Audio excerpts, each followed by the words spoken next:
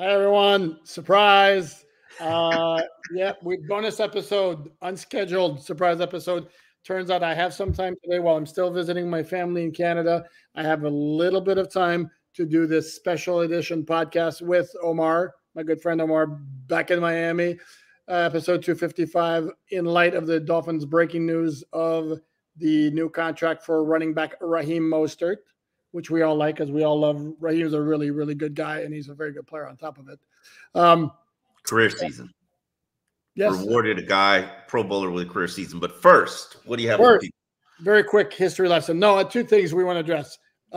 Let's take care of the history lesson very quickly. 255, so episode, we're going to go with the 55 last two numbers. Dolphins have selected a player 55th overall twice. Defensive back Tim Foley out of Purdue in 1970, I want to say, which was one of the best Dolphins draft ever.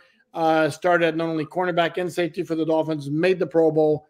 Really, really good guy. One of the very first Dolphin players. In fact, maybe the first Dolphin players I interviewed while I was studying journalism at Miami-Dade Community College, which now is just Miami-Dade College. The other one was the answer to a trivia question. The trivia question being, who's the player the Dolphins selected after Dan Marino in the 1983 draft? That would have been defensive tackle Mike Charles.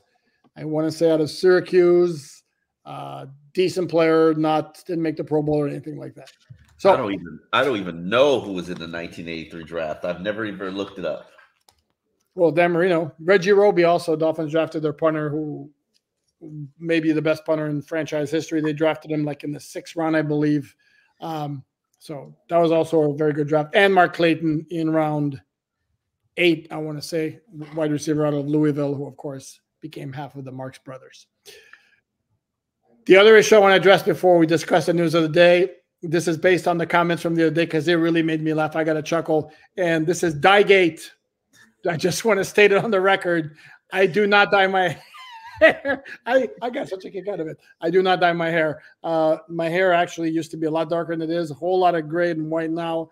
Not nearly as much as the beard. But no, I don't do the Grecian formula, whatever the hell that thing is called. Not for me. The just for men, just for men. Keep some of your gray in. No, yeah, you just let it all go. Okay, I just can't. And my reasoning is I've seen people who do it, and it doesn't come out good, and it shows that they use something, and to me that's 27 times worse than however this looks. So I'd rather. Oh, you see all this? I got to take care of it. I got to take care of it. I haven't gotten there yet, but it's coming because I got to keep myself young and sexy. Okay, is that what the reason? Oh, damn! I hadn't thought about that. Well, my wife finds me young. I don't know about young, but my wife still finds me sexy. So there.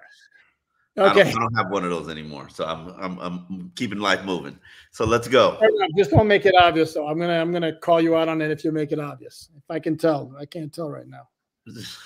Okay, I think the folks here would rather we talk about Raheem Mostert, the new contract extension. So the phrasing from Adam Schefter, who broke the news, and also Mostert's agent Brett Tessler also tweeted out that he's now locked in through 2025. Yes, the contract is worth up to $9 million, and that's based on incentives. I'm sure there's a Pro Bowl in there somewhere. Playing time, workout bonuses, all of those sweet things.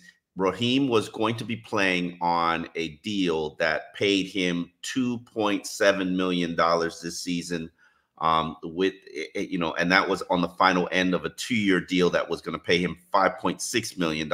So now what he's got is a 2-year deal paying him $9 million. I would assume he got a slight bump in salary this year. Maybe, and we won't know the exact figures until the deal is reported to the league, but I'm going to project that he's probably going to walk away with $4 million this year and probably $5 million next year. And hopefully the Dolphins gave him a sweet signing bonus and probably threw in a couple of sexy void years just for you, Alan Papard. Oh, I know. I do know that they threw in void years, but I'm not buying the $4 million in salary. I think it's going to be in bonus form. because his cap number was 3.3. No. I'm saying $4 million in signing bonus. Oh, got it. Okay, yeah. Yeah, he's gonna make the base. He's gonna make the minimum $1.2 million base salary. Actually, he's like how many years has he been in the league? So his base salary probably like $1.6 million, and so then he'd probably walk away with a $3 million signing bonus. And next year, depending on how the contract is structured in void years, I would think and guesstimate that they gained cap space as opposed to losing cap space in doing this, because extending Raheem would be an easy way to gain some cap space. Not a lot, but some. Yeah. Even without having seen the fine print, there's no way in hell that they redid his contract, tacked on a year, and then increase his cap number. That's not what this was about. This serves a dual purpose. I don't know about that. I don't know about that, because I think you got to send a message that we take care of our own. After watching what happened to this team this offseason, and I have talked to plenty of players, the perception amongst the team is this franchise is not taking care of their own. So, and I know that everybody looks at the Zach Steeler deal and the Durham Smythe deal and the Alec Ingold deal. When it benefits them, they'll take care of their own. Yeah. But, except here's the big difference. The big difference between Raheem Mostert and the guys they let go in the offseason, the quote-unquote guys they did not take care of their own. Christian Wilkins, Robert Hunt, Andrew Van Ginkel, Raekwon Davis, Brandon Jones. What do those guys have in common? All Dolphin draft picks. Raheem Mostert came into the NFL as an undrafted free agent. So technically, we had him here. Oh, absolutely. One of his 9 stops before he came back here for a second time. But it wasn't his first. He did play his first NFL regular season game with the Dolphins, but his first team, I think, might have been the Eagles. Eagles. I believe it was the Eagles. Yeah. But the point is there's an issue of rewarding the player for a job well done. Absolutely. But I think, to me, again, I would be shocked if they did this and increase his cap number. Yeah, I don't disagree with you. Okay. But it's an important message that you send to the organization and the team, especially when it comes to their leaders. We're not just shaking down Teron Armstead and signing team-friendly deals. We're also compensating guys for good performances like Raheem. Raheem arguably outperformed everybody except for Tyreek. And if you put expectations on it, I mean, this man is a franchise. Tyreek? What do you say? How dare you? Want to stop at Tyreek? How dare you? Who else outperformed him? You're not going to mention QB1? How dare you? Oh, no. QB1, I think Raheem outperformed QB1 too. If it wasn't for the high ankle sprain at the end of the season, Raheem would have been at like 1,300 yards on the year. And I know he's 31 and injury history has basically plagued him his entire career. He's one of those guys with this team that he doesn't practice on Wednesday. He practices Thursday, Friday. And that's kind of the program that Mike McDaniels puts for the 30-year-old players on the team. But, man, what else did you want him to do last year that he didn't do? He was very, very good. He was very, very good. And him and Devon Achane, when Achane was in the lineup too, was one hell of a 1-2 punch. And this is going to be what we're looking at in 2024, looking at in 2025. So I think, by the way, if Dalvin Cook becomes available this year, I think we can stop with all the Dalvin Cooks. He is available. Dalvin Cook is available. He's a free agent. With anybody. Okay, then we can stop it. It's not happening. Not happening. Yeah. I think they're good. They signed Savon Ahmed. They shook down Jeff Wilson. I think they're good at back. I think they're doing 6. And that's another thing you can find on the website, which is now si.com/NFL/Dolphins. That's how you will find it now. We are in a bit of a rebranding, and we will figure it out when we figure it out. We've always been transparent with you folks, and we will continue to be transparent when things are figured out and solidified. Correct. So, right now, there's things in flux. I don't want to say more than we need to. There's things in flux. So right now, to find our stories, it's si.com/NFL/Dolphins. Yes. So, I think the Dolphins are set at running back. And then with those two and The wild card in the whole bunch is Chris Brooks, whose potential. I knew you were going to mention Chris Brooks. Oh, I knew you were going to just let it ride. Chris Brooks. Where's Chris Brooks in the depth chart? Oh, right now, yeah, he starts 5, but I think he's got very intriguing potential. If he wound up being number 3, it wouldn't surprise me. Okay, all right, I can see it. I can see it. It's a possibility. I will give you your props, Chris Brooks. You've been hot on him for quite a while. He'll now have no excuse of not knowing the offense, and he's going to have the same knowledge and mastery of the offense as everybody else. But I think even though a lot of people are expecting Devon Achane to be the lead back, I think it's Raheem's job. I mean, Raheem has always outperformed everybody. And I think Achane is a very talented back, but he's still got a ways to go before he can do everything that Raheem does. From a blocking standpoint, from a pass catching standpoint, from the auxiliary stuff, special teams returning. He's a very valuable piece, and I'm glad to see that the Miami Dolphins extended his contract.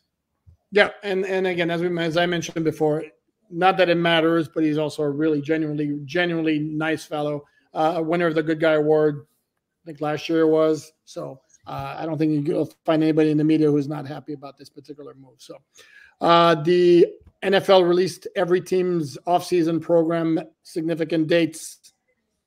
Friday for the Dolphins, it starts on Monday, April 15th, tax day. We don't like tax day. And then the significant dates to remember are the mandatory mini camp, which is the first week of June. I want to say 4, 5, 6. That's the only one that's mandatory.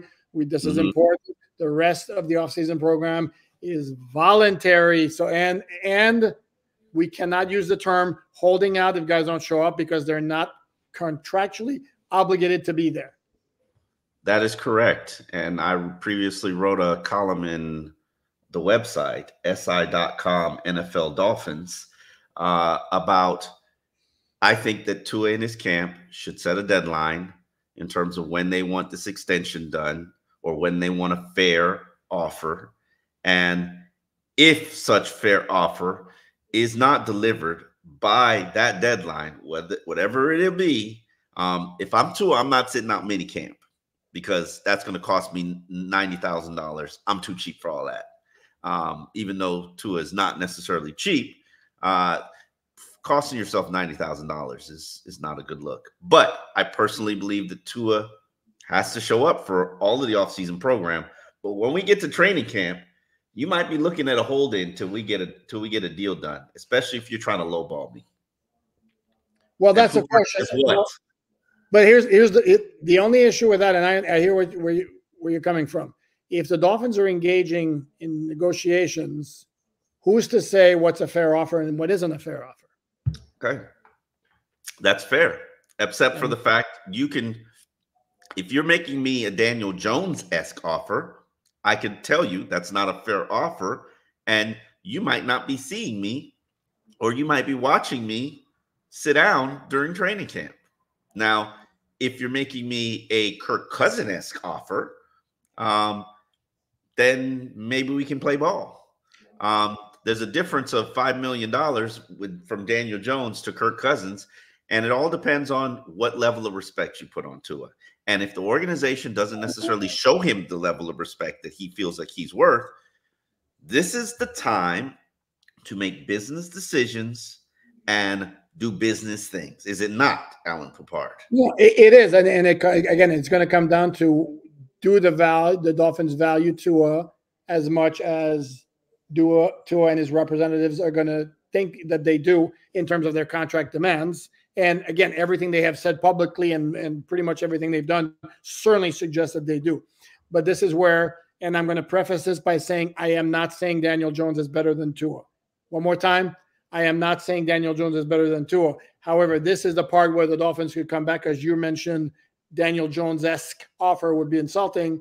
This is the part where the Dolphins might say, well, last I checked, Daniel Jones had a victory as a starter in the playoffs.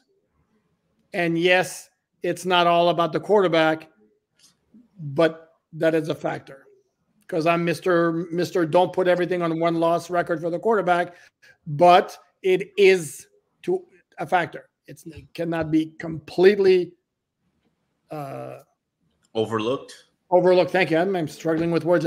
Here I am in Canada speaking. It's the Canadian. You're over there. You're over there speaking Canadian, so you forgot how to French. I'm speaking French. I'm forgetting my words. Are you speaking French? Are you French speaking people where you're at? Dude, I am surrounded by French Canadians here. That's my background. Or did you think my name? Did you think my name was Anglo? Alain Poupard? Yeah, that's very Anglo. Sorry. So, but anyway, I hear where you're coming from. I think bottom line though is you and I think pretty much both agree that that's not Tua's style.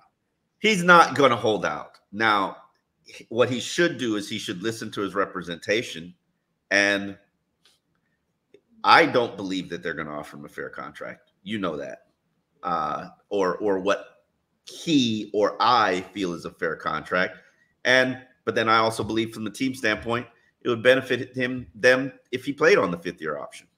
So we could be looking at a Christian Wilkins situation where Christian Wilkins participated in the first weeks of training camp practices and then said, I'm not doing anything until I get a new deal. Now, that's playing hardball. And if you do remember, Zach Sealer sat out all of OTAs.